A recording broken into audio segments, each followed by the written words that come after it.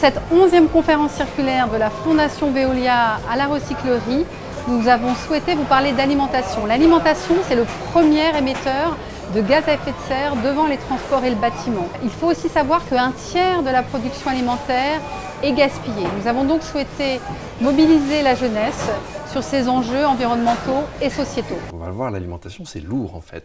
C'est grosso modo un tiers de nos émissions de gaz à effet de serre. C'est aussi un impact très important sur la biodiversité. Et puis c'est aussi la relation relativement intime entre nous. Climate a le plaisir d'animer cette 11e conférence sur l'économie circulaire qui portait sur l'économie circulaire au cœur d'une alimentation plus responsable. Nous, à Climate, on pense que c'est un enjeu majeur de mobiliser les jeunes sur ces problématiques-là qui nous touchent tous dans notre quotidien. L'économie circulaire vise à réduire la pression exercée sur les ressources naturelles, donc leur consommation, en maximisant l'usage qui en est fait. Et ça concerne tous les acteurs. Les consommateurs, les collectivités locales et territoriales, les industriels et les entreprises comme Veolia, un acteur de l'économie circulaire. Sur l'enjeu de l'alimentation en particulier, on a noué des partenariats avec des start-up de l'économie sociale et solidaire, avec des associations, pour valoriser les invendus de grandes surfaces, de grande distribution par exemple. Le gaspillage alimentaire, c'est un élément clé de l'économie circulaire et d'une alimentation responsable. Réduire le gaspillage alimentaire, c'est clé en Europe, c'est clé en France, c'est clé dans le monde. Ça veut dire à la fois réduire les facteurs de gaspillage.